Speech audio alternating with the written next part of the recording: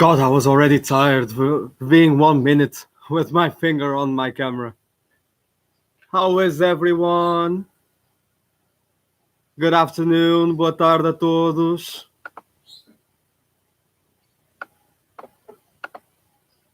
Very glad to find you here once again.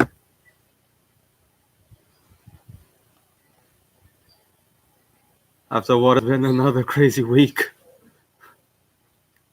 And as you guys can see, I'm in a different place. Hello. I'm outside for the moment. We have a small, very small backyard here at home, and I decided to, since the weather is kind of all right for today, so I decided to do this outside just to see if I could breathe a little bit of outside air and do things a little bit differently. This is something I usually do on weekends when the weather is satisfactory for me to do something like this. I tend to do it. I see Senor Manuel. Hello, Manuel. Hello, hello. Very glad to find you here. Como é que estás? Como é que correu esta semana? How was your guys' weekend and week? Sorry. How was your guys' week? I want to know.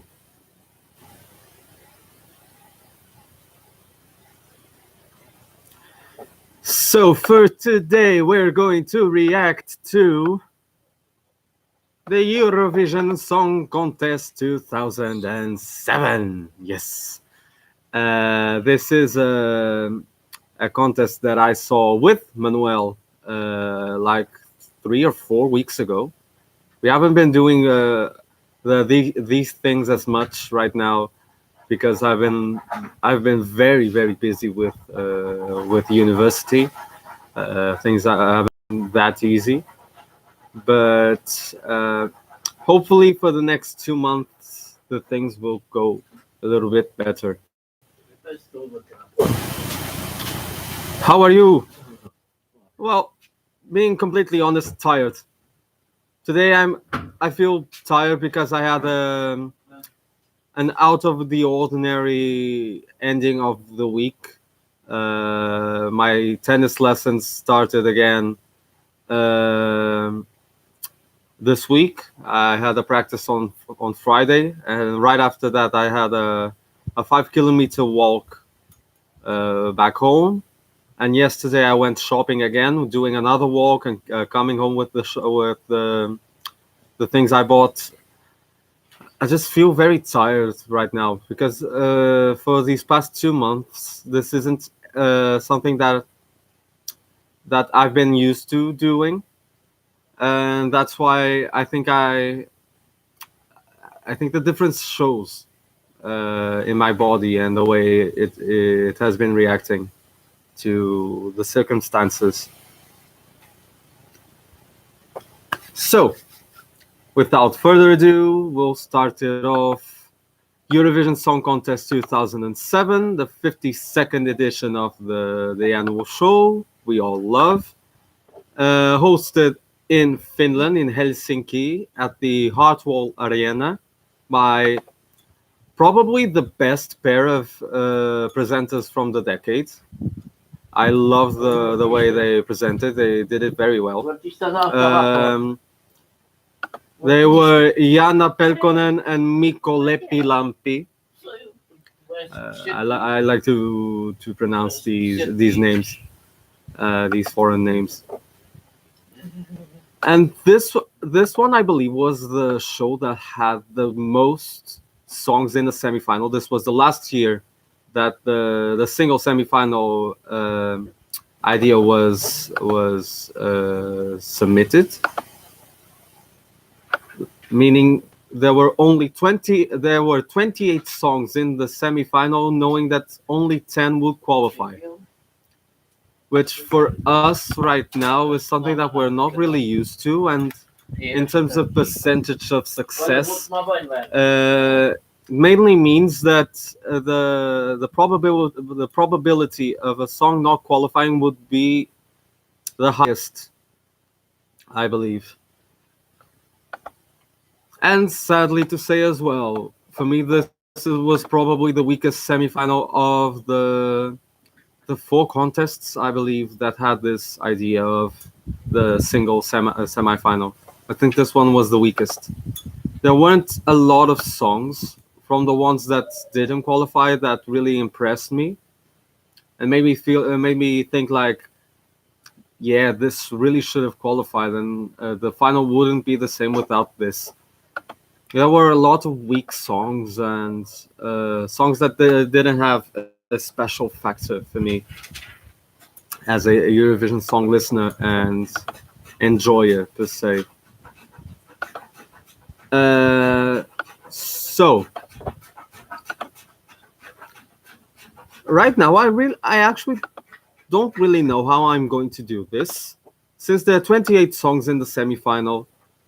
I don't know if I'll start off reacting to the ones that qualified and saying a little bit of what I think of each song or not, or if I start by commenting on some of the semi-finalists that for me caught up more to my attention and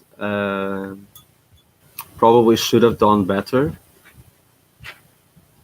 I don't know. I'll probably do that. Do things fast. So I can do things fast because today is going to be a busy day. What is Rodrigo drinking as I take a sip? The age-old question. It's that it is on everyone's mind right now. This is something I bought at how could you call it, not a supermarket, a chain that is pretty much in the competition to where Manuel was working. This is something I tried out only today. I bought this yesterday, and I really like it. So if you're curious, try this, and I think you'll enjoy it as well. This is Bière Blanche. This is wheat beer with cherry flavoring. This is very nice because it almost tastes like the cherry candies you get as a kid in those little packages. And I really loved those things when I was a child. So tasting this, it really brings me back to those incredible times of life. Now, with that said, the non-qualifiers from Eurovision 2007, there were 18 of them.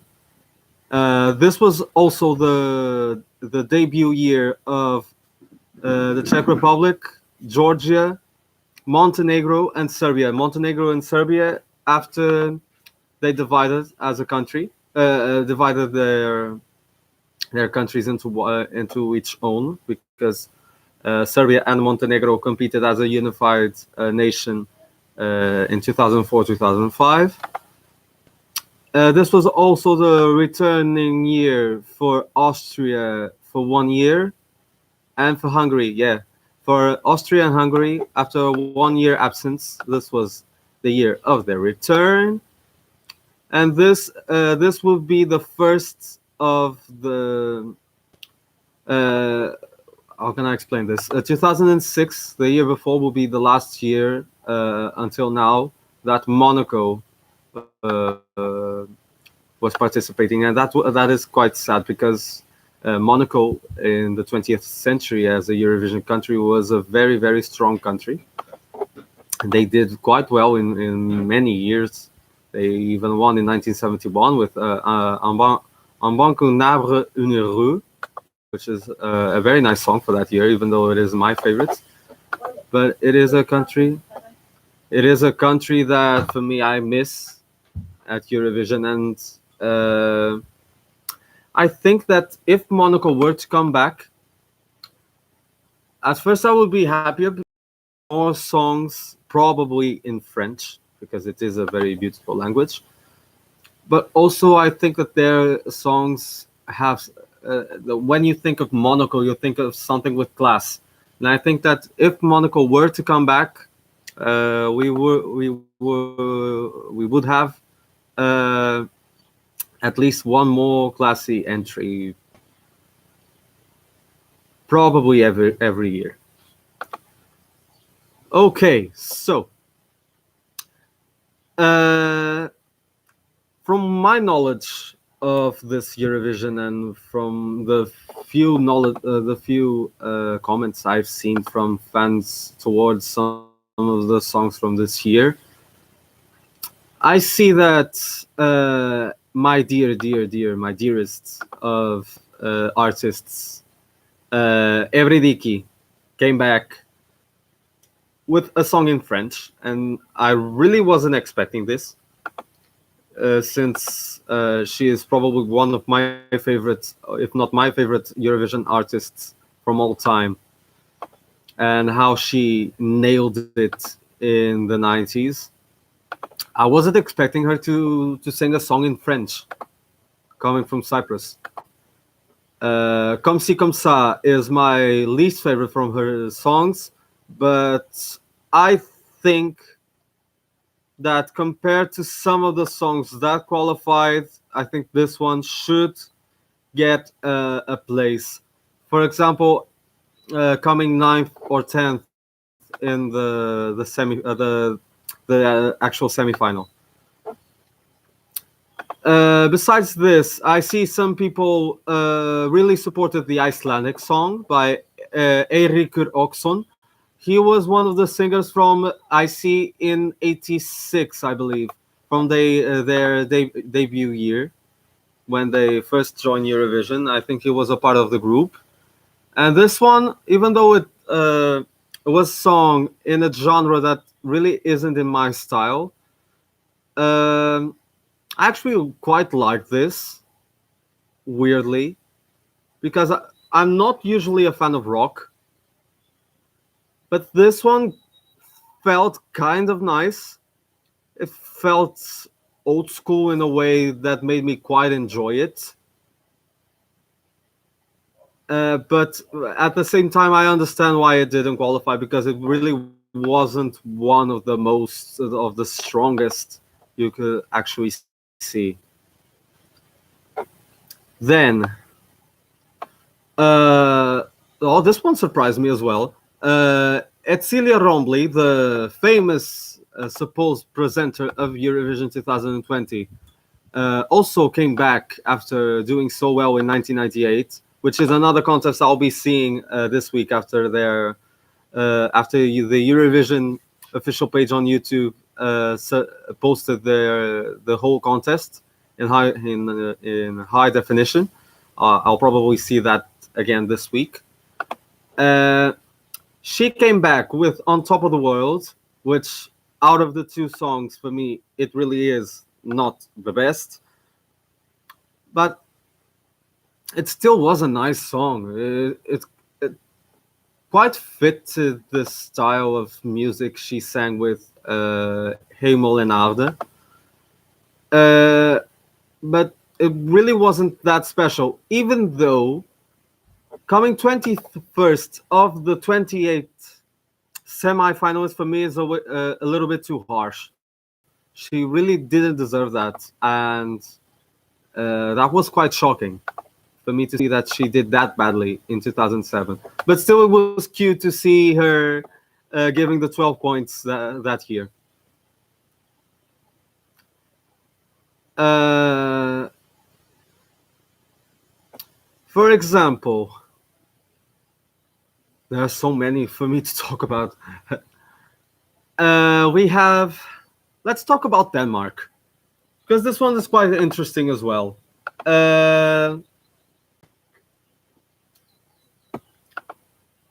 DQ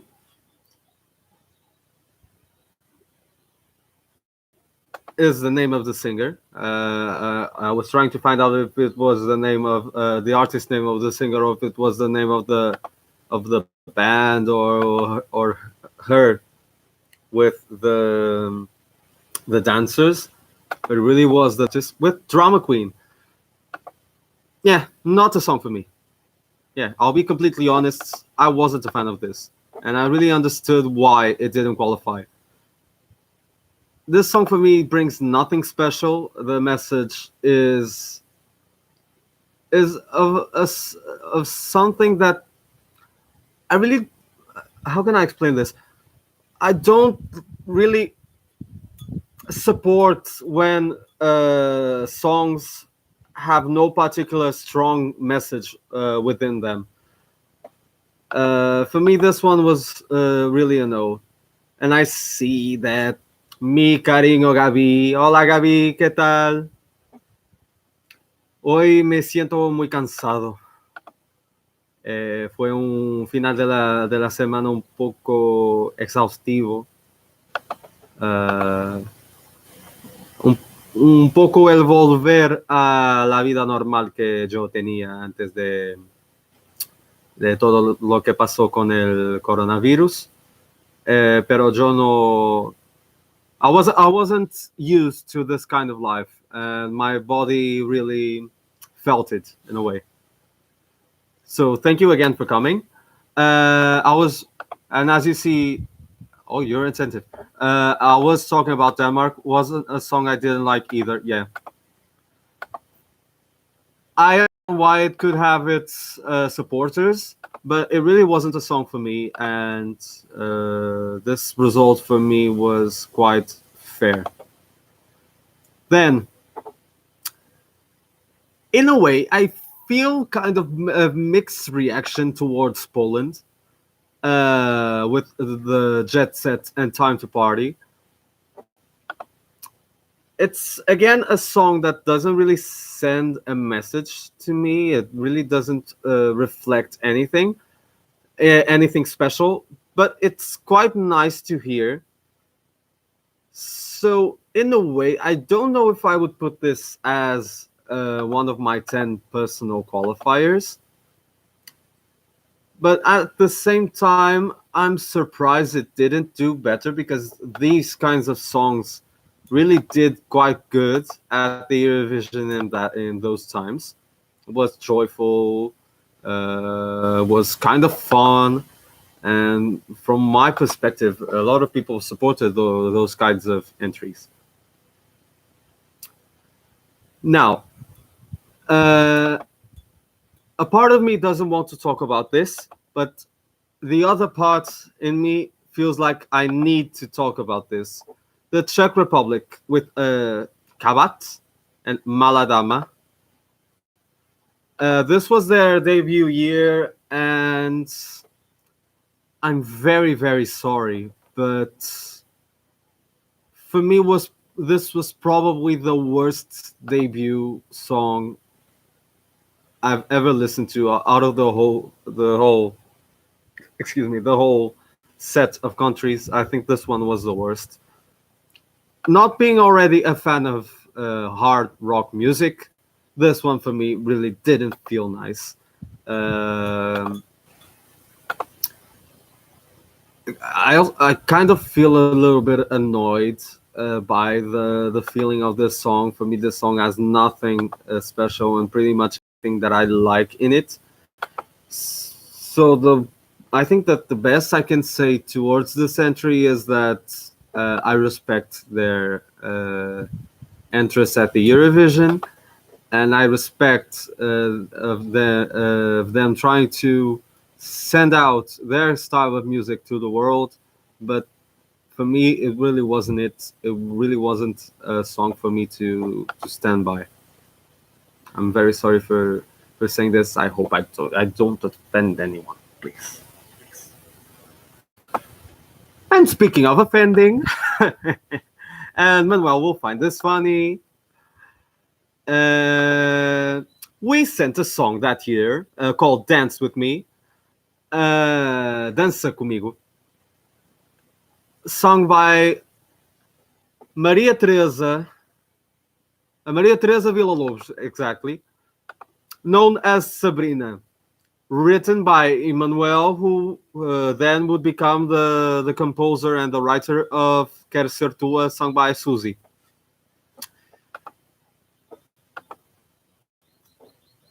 And we came 11th that year in the semifinal, 3 points away of qualifying. So we were very close to qualify in probably the hardest year for a song to qualify, which probably means that in a different perspective, in a different situation, we probably would have qualified. And the the patriotic side of me would be very proud to see this qualify, but the musically conscious per se side of me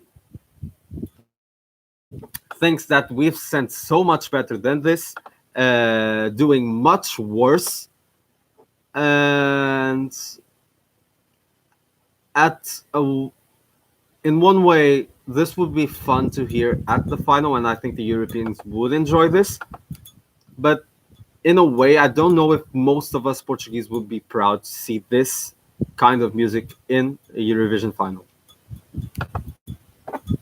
Yes, exactly. As Manuel says, a very trashy song. Yes, it kind of is like that. That this song makes me feel. Uh,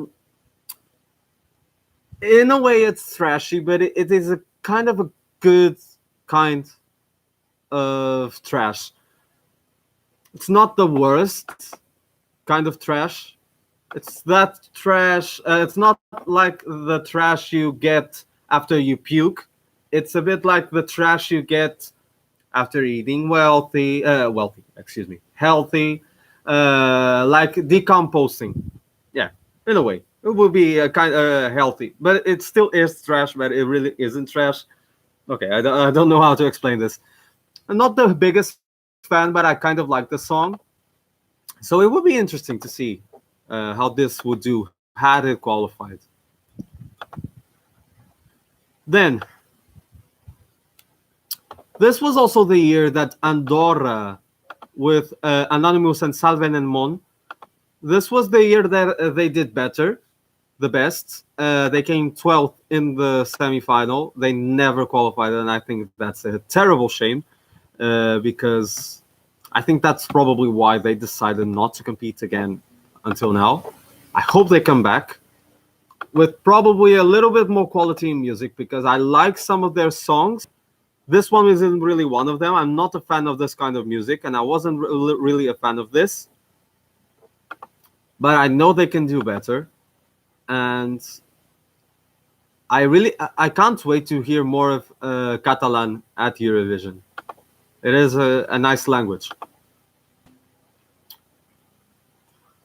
Then, if you knew me around, let's say, 4 or 5 years ago, there was a time I focused on YouTube and overall on disco music, which is one of the things I like most in terms of music. 70s vibe, Studio 54, and the Soul Train and everything like that. Saturday Night Fever.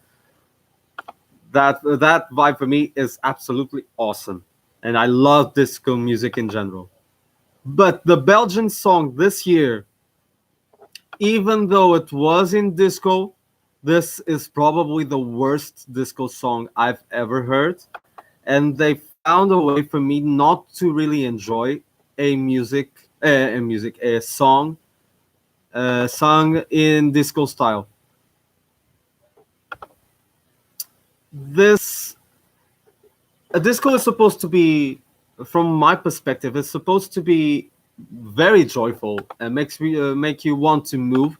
But I think that Love Power, the song they sent, kind of felt depressive, and depressive disco isn't really something that usually works.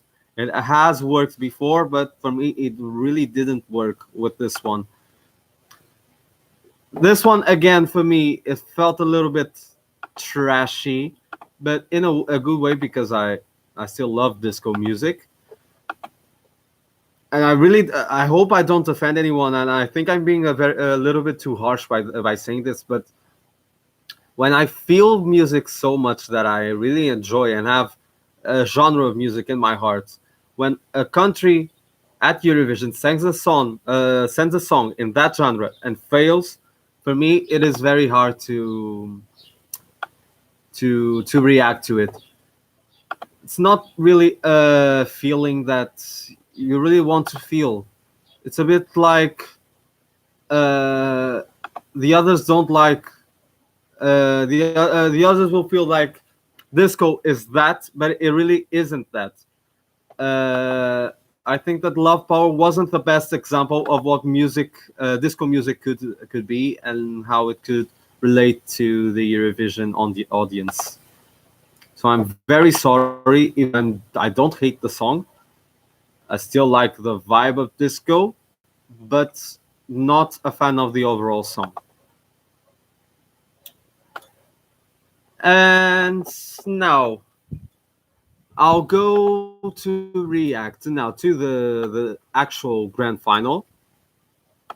After commenting on some of the semi-finalists that I caught up more on and that stood out for me the most. Excuse me. We'll talk now about the grand final and their songs. The first song was sung by Maria Sestic, Rijeka Besimena, sung in Serbian by Bosnia and Herzegovina. This one was a very beautiful song, and again, I'm a huge fan of Balkan music at Eurovision, and for me, again, this is a great example of Balkan music and another great Balkan ballads. So again, I was very happy to hear something like this from a Balkan country. Spain was next. They were represented by the boy band Denash. They sung I Love You Mi Vida, I Love You My Life. And again, not that kind of music I really enjoy. So I can't say this was one of my favorites, but it still was kind of nice. It was a nice song. It wasn't bad. And they did a good job as a boy band. They had quite a nice choreography. They had it all planned out. And I could see that people liked it. So that was nice to see. Then we had Belarus with, I think this is their best ending ever. They placed sixth this year with Dimitri Koldun and Work Your Magic. When I saw the contest with Manuel back then, I reminded that it made me realize that the performance was very good, even though I'm not a fan of the song. Not a fan, yeah, not a huge fan of the song. So in a way, I don't feel like this should be their best placement yet. But I could see why it happened. The performance was very, very unique for that time, and they really focused on creating a show for the audience. And I think that's why so many countries supported it, and why it got 145 points. Yes, that's awesome. Yes, and I remember Manuel loved "I Love You Mi Vida." When we watched it, I remember him singing all the time, "I love you mi vida, yeah." Yes, I remember that. Next is one of the biggest crimes for me of the grand final, I have to say. I felt very sad that Ireland got last place. They were represented by Dervish with "They Can't Stop the Spring," which was I think their last. Wait, not their last, but it was one of their final examples of them trying to represent Celtic music and folk music in general. this was a very very nice song, and I'm actually quite sad that this did very badly, and that people didn't stand by to this song. This was very very nice. The overall feel, in a way, I feel like the staging wasn't the best. It was way too static. It could have elevated more the song if it had a little bit more going on. But still, I think that the song was way too nice for it to come uh, in dead last. Very beautiful song. Thank you. Yeah, it really was beautiful in a way that really attracts to me because I'm a sucker for folk as well, especially at Eurovision. I really tend to enjoy folk music, and so I was very happy to see something like this from Ireland. Again, one of the powerhouses of Eurovision. Next, we had the home song by Hanna Pakarinen, singing "Leave Me Alone, I Wanna Go Home. I don't wanna see you, so leave me alone." And again, this I'm not sure, but I think that when I saw this, the first thing I said to Manuel was that this instantly reminded me of Evanescence in a way that the style of music is quite similar to some of their most famous songs. Excuse me. And I was a fan of this. I liked it. This was a very nice home entry. Uh, in a way, I kind of prefer this to Hard Rock Hallelujah, the song that won the year before. Uh, Not a personal favorite, but it was very, and I think it was kind of underrated for Finland sending that kind of music in that era of, let's call it, golden era at Eurovision with Finland in 2006, 2007, 2008 especially. Those 3 years they did quite well, and with the theme of rock, pop, rock, kind of metal. I'm not very good in distinguishing those genres, but they did very well working with that kind of.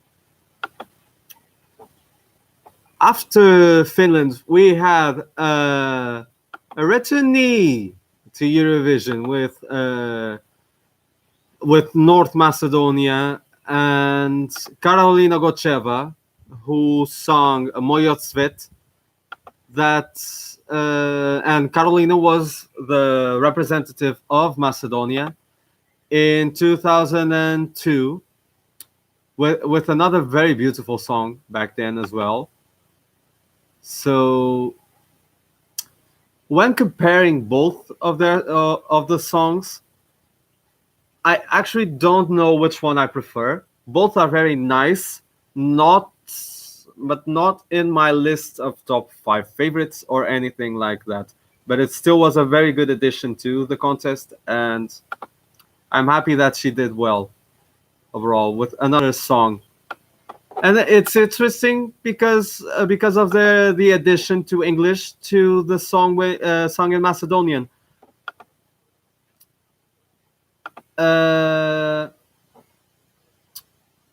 Had it done better if it was only Macedonian? I don't know. Did I enjoy more the part in Macedonian than the English part? In a way, I did, but in the other way, I liked how she connected the Macedonian part to the English part, singing about music. This was a very nice aspect because I love songs that are about music. Next, we had probably the song that grew on me the most of this contest. Back then I wasn't a huge fan, but now I'm a very, very big fan of the song and the artist. Slovenia with Alenka Gotar and Svetus Yuga, probably something like that, because I'm not good at languages. Okay.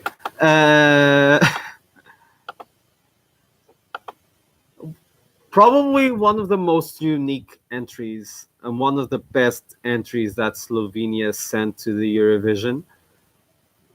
It did very well, in a way. I'm sorry, I thought this one came seventh, but it didn't. In the end, it didn't, and sadly, because I think this one deserves way more than 15th place in the end, because it was really so unique and the performance was special. I think that the jury really deserved to really needed to pay more attention to this song, because this one deserved it. Yeah. After the most unique song of the final comes my favorite song of the final, and Manuel knows which one this is, and probably Gabi knows as well that this is my favorite, and has been for a long, long time, and I think will still be for a long, long time. Hungary with Unsubstantial Blues, sung by Magdi Rutsa. It came ninth, but for me, this one should have won. Well, it was still good to see that Hungary returning to the Eurovision paid them off well, and it really uh, showed their work and their effort with a song so different, sung in a genre that I love. I love this kind of music. The performance was, in my perspective, perfect for a song like this.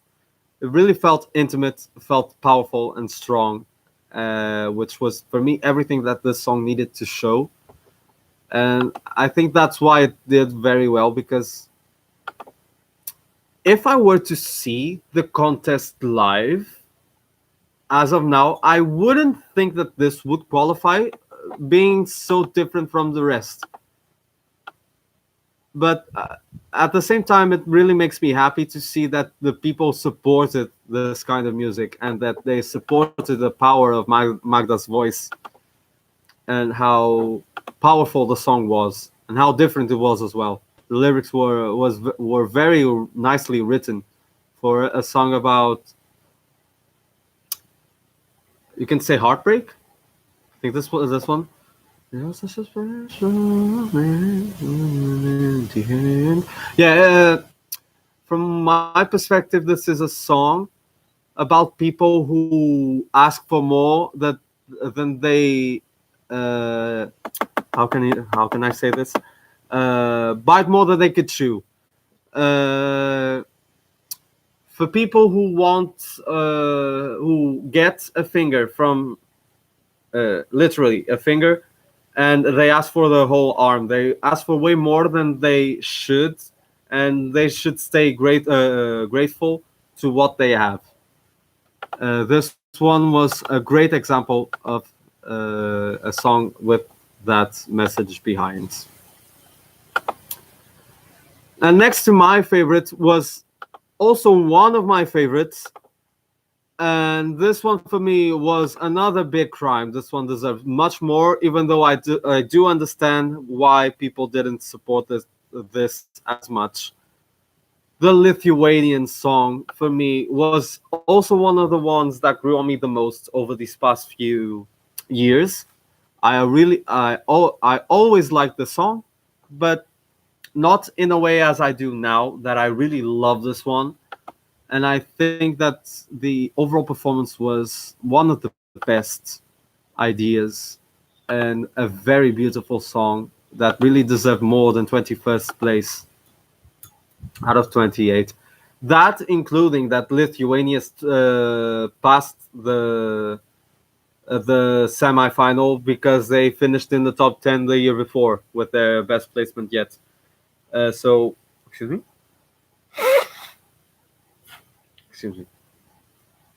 allergies and everything. becomes hard for me for my nose.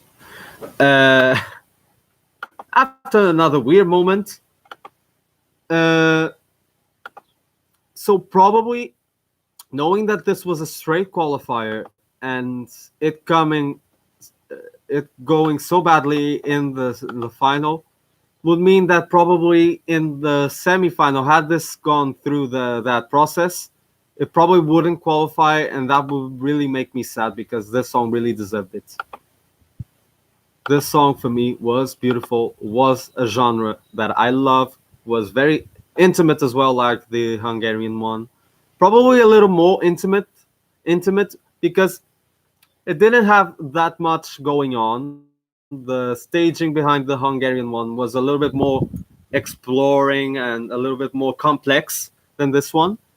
But this one was so simple in a way, but in a way that had so much class and really elevated the song. For me, this one was spectacular. And then after Lithuania, we have Greece with Sarbel and Yasu Maria. And not a huge fan. I have to be honest. Not a huge fan. It came seventh, which was a very good result for Greece that year. But for me, they didn't deserve it. This one for me was way too basic and didn't have that special factor that many of the Greek entries have, being very traditional. For me, this one lacked in that aspect. So that's a little bit of how I feel towards that song.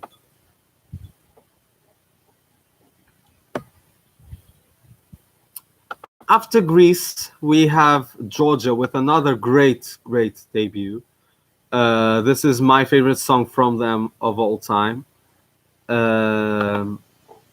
Sofo, excuse me, Sofo Kalvashi, song Visionary Dream, which really explored the way in which Georgia showed itself at Eurovision as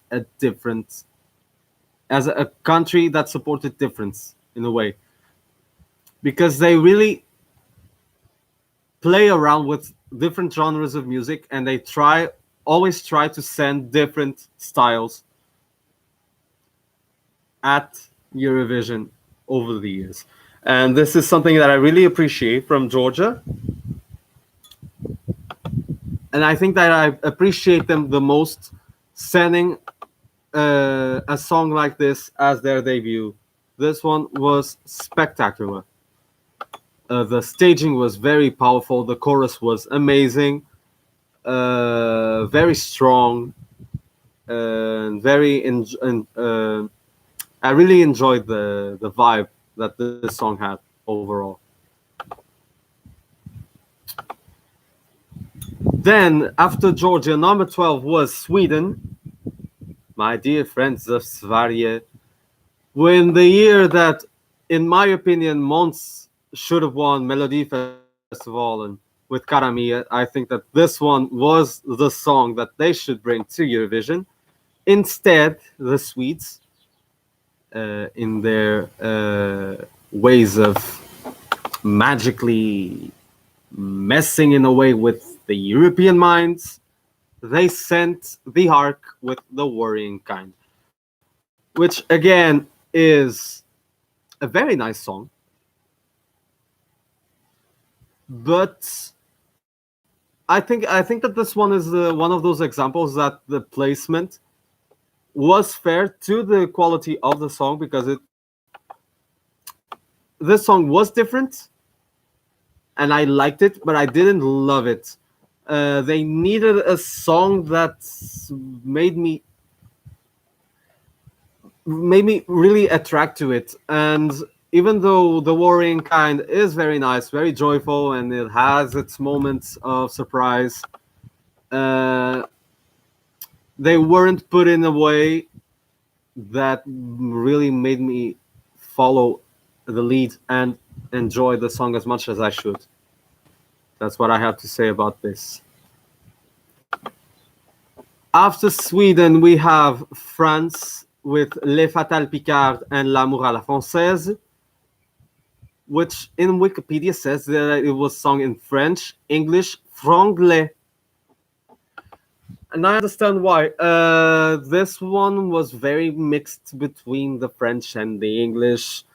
Uh, this one was interesting. Uh, France really had its interesting share of Eurovision songs in a how can I say in a mix of different ideas and theories and concepts of music. A part of me liked this and laughs with the song, not at the song, but I laugh with the song. But at the same time, I get that it really wasn't that special, and that's special enough for it to do that as well as some of the others did at Eurovision. This one was quite divisive. That was a word I was missing. I think that this one was very divisive, and it showed because not a lot of countries supported this entry. But still, it was a nice addition. Yes, it was a nice addition to the contest. After that, we had the, and I find this interesting. I think that probably the closest that Italy could send to Eurovision in the 14 years that they didn't participate, by Latvia and Bonaparte.lv with Questa Notte, which was, from my perspective, whole sung in Italian. And Italian is a beautiful language. I think that the Latvians this year were trying to pay an homage to Italy and their music, and this was quite a nice way to do it. Uh, this was very nice. It felt Italian, but it didn't really exactly feel like it was an Italian song sung and representing by Italian musicians. It felt like a good attempt at foreigners trying to reproduce Italian music. That's what I feel about this one. It still was a very nice choice, I have to say, and quite surprising from Latvia. And after Latvia, we have their neighbors of the great nation of Russia with Cerebro and song number 1. I like this one, and I'll take a sip before I explain to you why.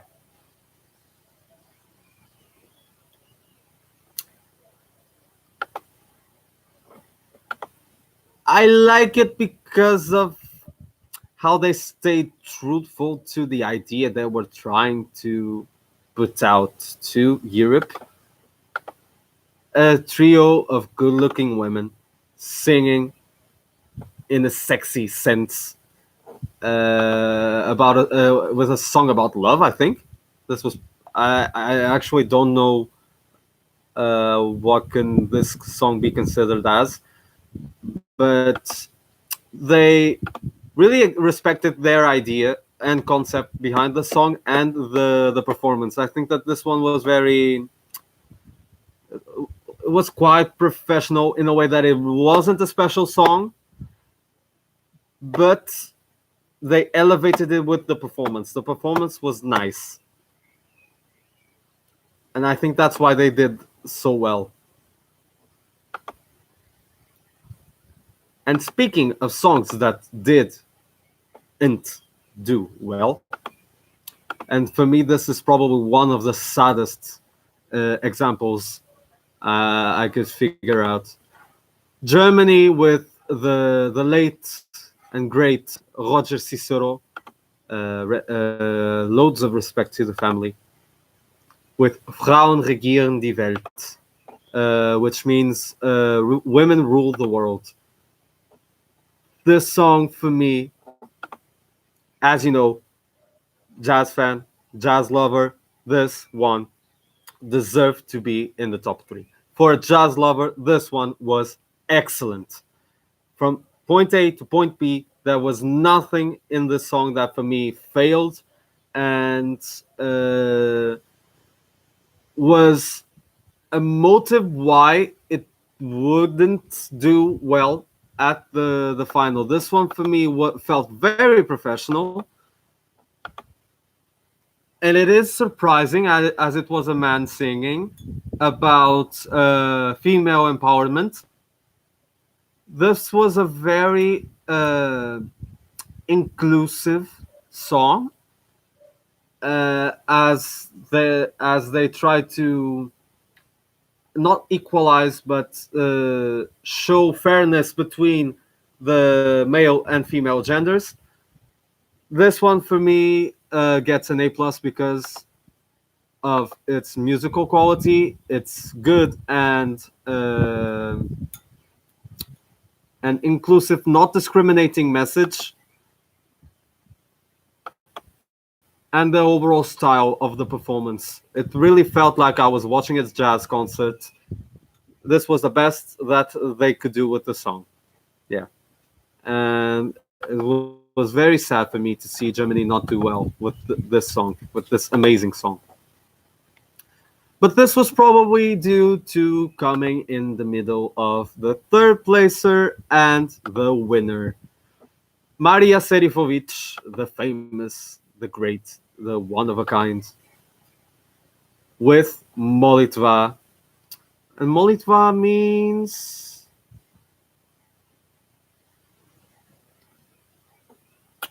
good point. What does Molitva mean? Because I actually forgot. I actually forgot what Molitva means. But is it something related to blessings? Actually, I'm not sure.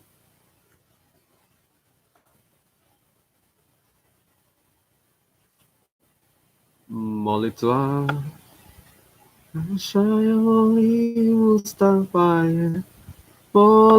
Ah, it was blessing. It was, as we say in Portuguese, oração. It is a blessing in English, isn't it? Oh, yeah. And it not only is a blessing, but it was Manuel's blessing from 2007. And you can really tell why. The performance, it was put to history.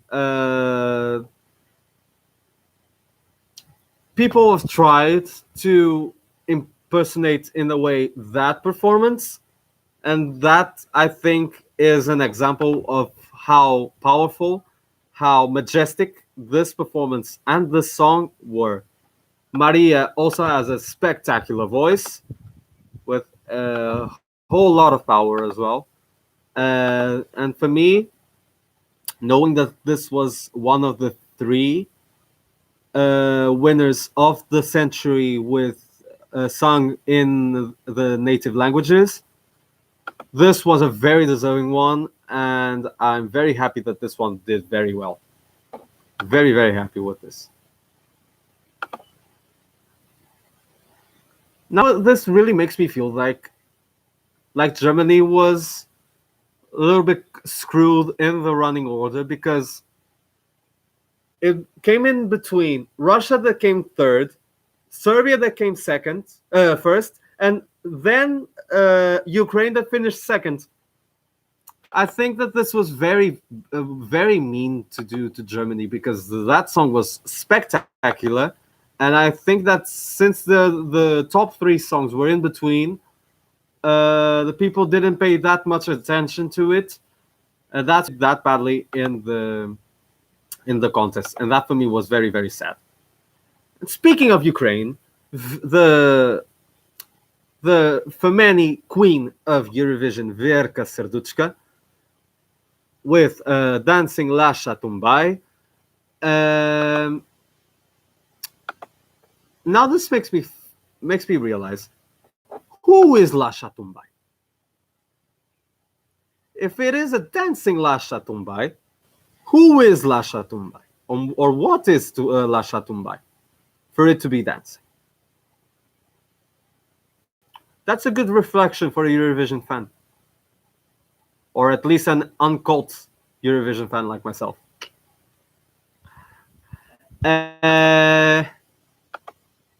Yes.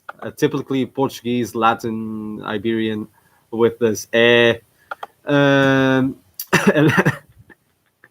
I'm sorry, I really distracted myself for a bit. The Ukrainian song was really one of a kind. And again, it was it became part of history with Eurovision. Probably the brightest performance ever. Brightest in the way that um, the lights and the silver shone in a way that I don't think anyone has ever got to reach in the terms of scale. And now I'm becoming a little bit confusing, and for that I'm very sorry. The Ukrainian song, and again with the S, yes, Rodrigo, as always. I really don't learn, do I? Dancing Lascia Tumbai, it really is a song for you to move. It really was funny. It really was joyful. Oh, Caitlin. Hi, Caitlin. The first time I see you here in the live. Most deserved Barbara Dex Award. And again with the us. Come on. Do I think it deserved the Barbara Dex Award? That's a good question. Now I actually froze for a minute because a part of me likes the outfit because it was a very important part of the whole performance and the whole act.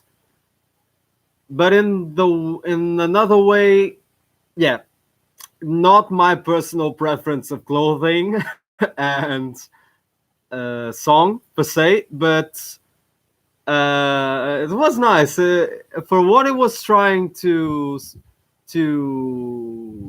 portrait. This was a very good interpretation and choice of fashion, because this was fashion.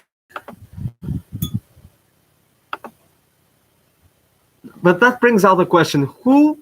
And I send this one for all of you watching.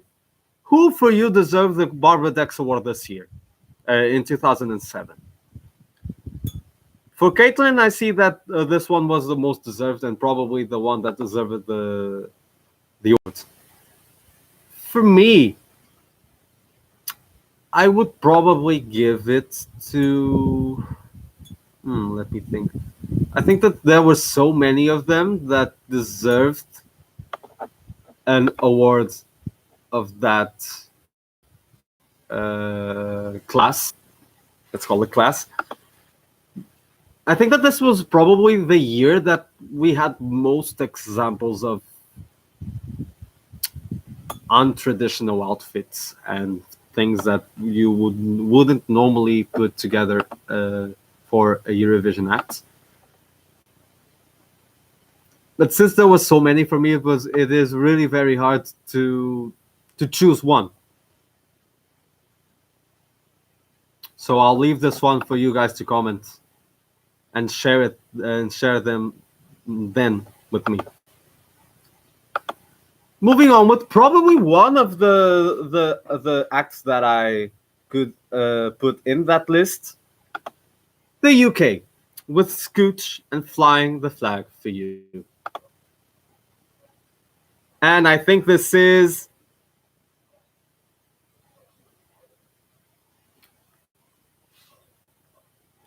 trying to put the suspense. The worst song of the final. Way! Rodrigo being cruel. Everyone hates me. No, I don't say this, and I hope you guys don't get offended by the way I comment on the songs. Please don't. It's the least I want to do is to offend, but it's just the way I feel towards the songs and the performances.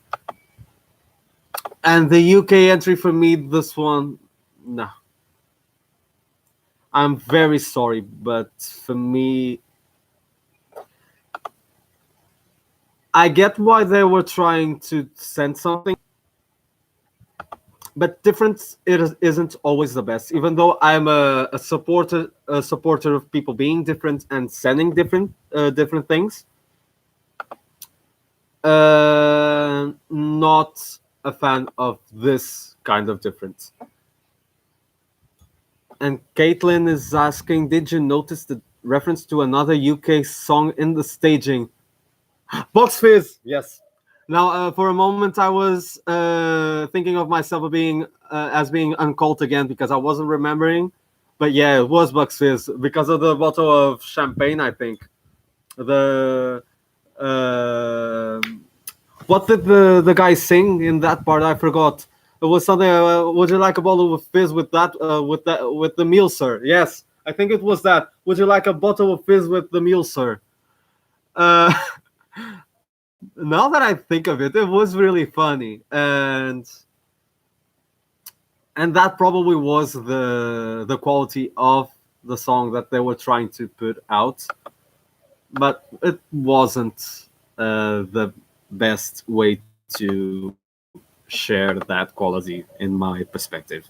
So again, I'm very sorry. I love the UK Eurovision. I love many of your songs, but this one really wasn't it. I'm very sorry for saying that. We come to the last five, and we have to be quick because in a few moments I'll have to leave. I'm very sorry for it because God, we've already been in this for an hour and 3 minutes. That's awesome. So thank you again. Stopping right now just to thank you again for joining and commenting with me again because I don't think this would be the same without you. That's what I want to share in the first as a first point of the conversation. This really wouldn't be the same without you guys to comment on the things alongside me, and this really makes me grateful to do these things with all of you. Romania Totomondo Ljubi Ljubi I love you. The song sung in English, Italian, Spanish, Russian, French, and Romanian. Um, Very nice idea. Next to the UK, you could really tell why this one did better than the UK because they were funny, but in a way that had a better quality and didn't feel as, I don't want to say trashy, but I think that's what I feel about that song. I'm so sorry. This one was very entertaining, and the way they try to mix cultures and do all the things with the different languages was very nice. The idea was very nice. After Romania, we have Bulgaria with their at the time their best ending ever at Eurovision with the famous duo, and they probably must be famous in Bulgaria. Elitsa Todorova and Stoyan Yankulov, probably. So sorry to any Bulgarians that might be watching this. With Voda or Water. Out of the two songs they sent to Eurovision, I think I enjoy Samo Championi a little bit more. This one was nice, was different. It really reflected their genre and their artistry, but it failed to show a special vibe and melody to accompany it, and in a way made me feel like it wasn't one of the most special, and made me feel quite surprised of how it got fifth place. Yeah, I think that's it. But still, it was very nice. I have to say, it was a very nice song. And then we go to one of Manuel's personal favorites, I believe, uh, with a country that I really miss at Eurovision as well, Turkey. Their songs in the 80s and 90s were very, very good. With Chenan Dogulu, Dogulu, with Shake It Up, Shake It In.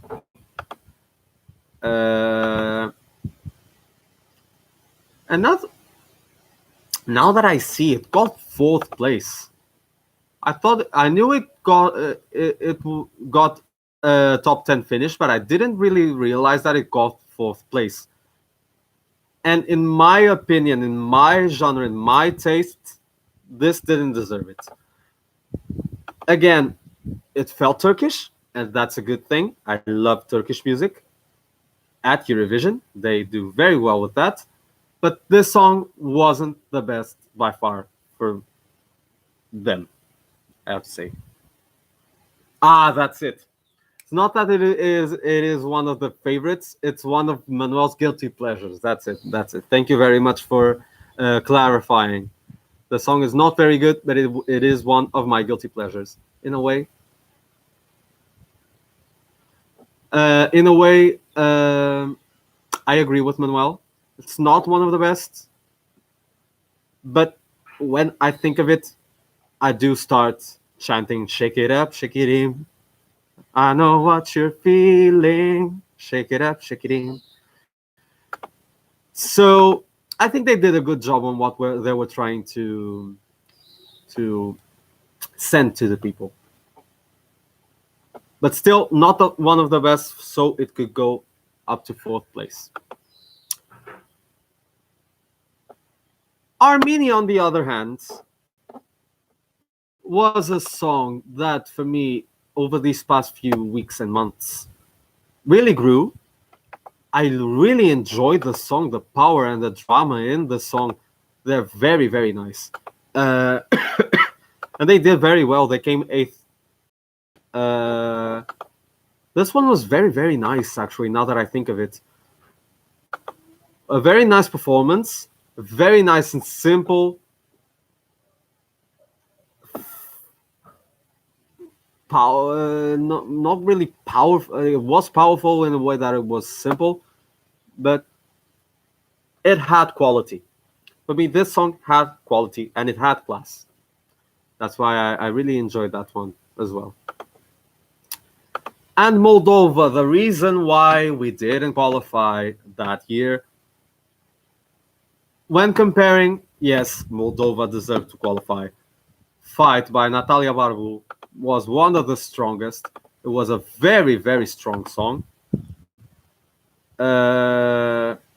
Natalia's vocals are absolutely amazing, and this one, in my book, deserved the 10th place finish. This was a very nice song, and they did very, very well with the staging. Kind of is surprising how it got 10th place in the semifinal and in the final. This really surprises me. But it really shows the difference of the ideas of the semifinals and the grand final. And that's Eurovision. You dig? Okay. I probably offended some people, and I'm very sorry for that. This was it. I'll quickly share my top 3 of the year that were Hungary, Lithuania, and which one was it?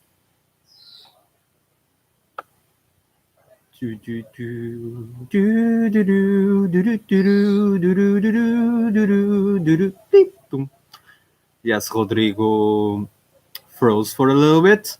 Again, as usual. My top 3 this year would be Hungary, Lithuania, and Slovenia as of now. Serbia would be very close, I have to say. And Ukraine. No! Sorry, I forgot. Hungary, Lithuania, and Germany. Yes, I forgot about. You see why it was in between the top three songs. God. Yes, my top three is Hungary, Lithuania, and Germany. Three absolutely amazing songs that pretty much all of them deserve better at Eurovision. With loads of respect to Roger Cicero's family and a huge admiration for Magda Rutsa and the group for fun. That's very nice. Ooh, Caitlin is about to share her top three, and I think I'll wait for that top three, and then I'll say goodbye to all of you because I have to go. I really enjoyed having you here with me here again. I'm very happy to see how there are people that come and enjoy spending this time with me, with my imperfections and my crazy aspects and the ways I tend to a little, in a way, embarrass myself. And I feel like you guys don't mind it. And I really hope that you guys laugh with me and not at me, because that would make me a little bit sad, but really understand because I'm a little bit crazy, and that's just the way I am. So I hope that next week we'll have another live at least. Well, I've been having a tough few weeks with university, but hopefully, as the weeks go by, I hope that things will go normal, up to normal, and that I can get a little bit more time to do some of these things on YouTube. And probably between today or tomorrow, the final per se of the contest I'm hosting on the channel will come, so that Saturday I can have a little bit of a surprise to all of you. And I hope you guys enjoy it. So, bye bye.